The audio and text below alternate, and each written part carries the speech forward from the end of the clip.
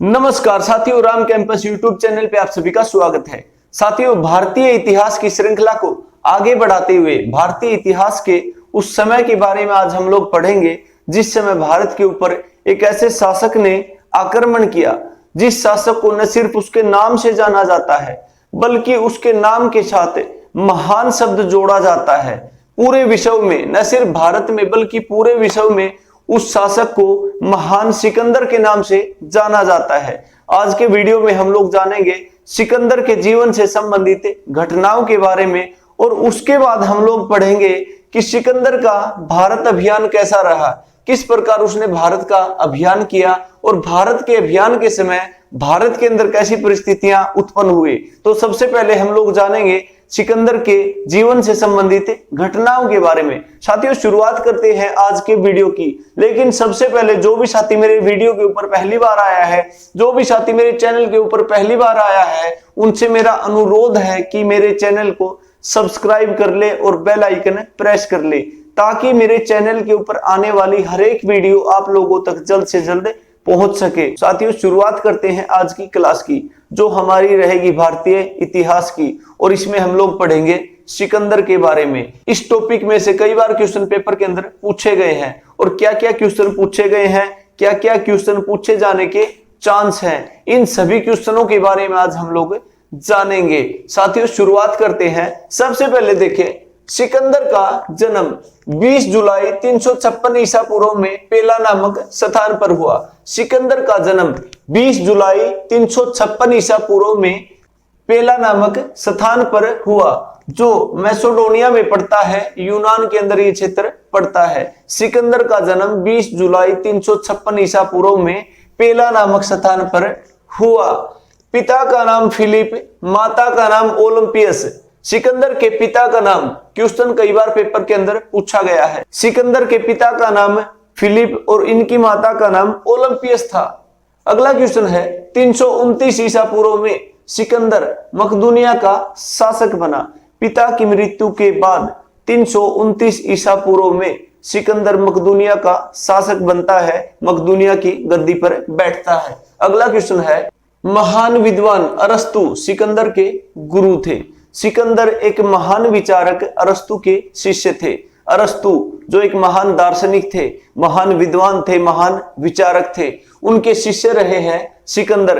एक ऐसा बच्चा जिसने एक ऐसा ख्वाब देखा, एक ऐसा सपना देखा जो आज तक किसी शासक ने देखा ही नहीं था।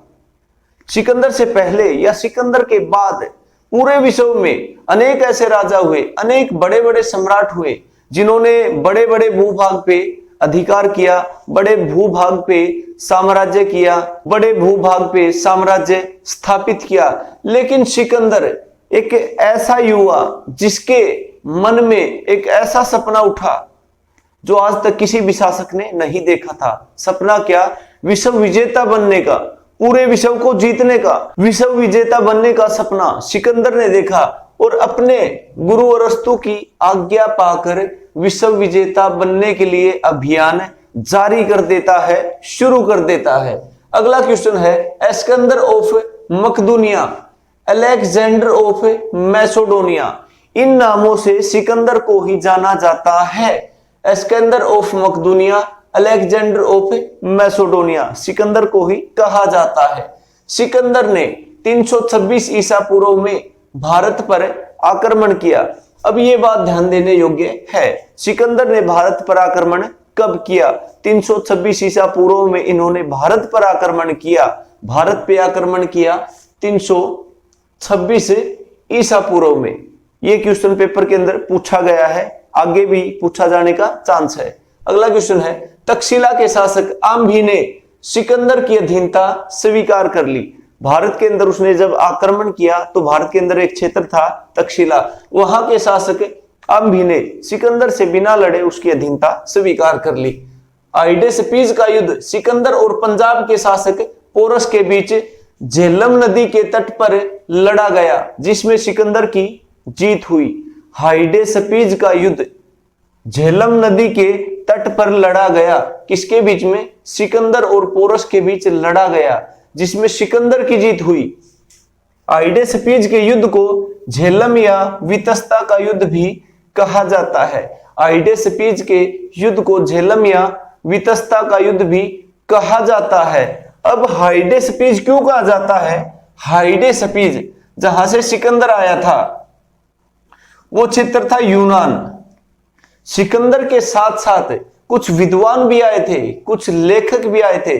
सिकंदर अपने साथ कुछ इतिहासकारों को भी लेके आया था। क्यों लेके आया था? ताकि सिकंदर के जो जो अभियान रहे, जिन जिन अभियानों में सिकंदर से संबंधित जो जो घटनाएं घटी, उन सभी घटनाओं को लिखने के लिए उसके साथ यूनान से विद्वान भी आए थे। और भारत को सिकंदर के आक्रमण से क्या फायदा मिला? इतिहास लिखने का फायदा मिला। सिकंदर के साथ जो यूनानी विद्वान आए थे, उन विद्वानों ने भारत से घटी घटनाओं का विवरण अच्छी तरह से लिखा। अब भारत का इतिहास लिखने के लिए सिकंदर का आक्रमण काफी सहायक सिद्ध हुआ है, क्योंकि यूनानी विद्वानों ने भारतीय इतिहास से संबंधित इन घटनाओं को लिखा है। भारत के अंदर ये युद्ध हुआ था, झेलम या वितस्ता का युद्ध कहा जाता है सिकंदर और पोरस के बीच में।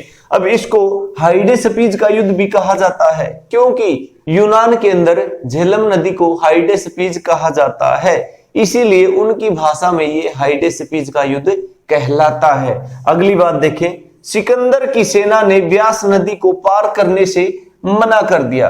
अब क्वेश्चन आता है कि सिकंदर की सेना ने किस नदी को पार करने के लिए मना कर दिया? तो इन्होंने व्यास नदी को पार करने के लिए मना कर दिया। अगली, सिकंदर के सेनापति का नाम सेल्यूकस निकेटर और जल सेनापति का नाम निर्याकस था। सिकंदर की सेना जो दो भागों में बट गई थी। अब इन दोनों सेनाओं के सेनापति नियुक्त किए गए थे।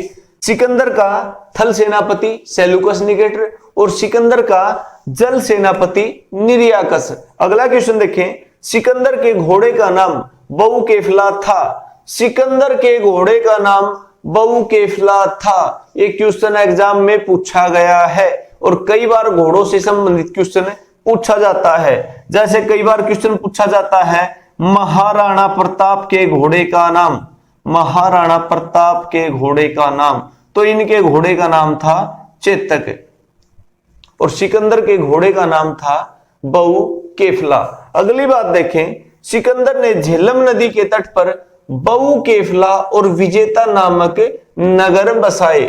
सिकंदर ने झेलम नदी के तट पर बहुकेफला और विजेता नामक नगर स्थापित किए। सिकंदर के भारत अभियान के समय मगध पर नंदवंश का शासन था। नंदवंश का शासन था। भारत के अंदर सिकंदर ने जब आक्रमण किया तो उस समय भारत में नंदवंश का शासन था और शासक था घनानंद। नंदवंश का राजा घनानंद उस समय भारत का शासक था। अगली बात देखें, सिकंदर भारत में 19 माह तक रुका। वह 325 ईसा पूर्व में भारत से वापस लौटा।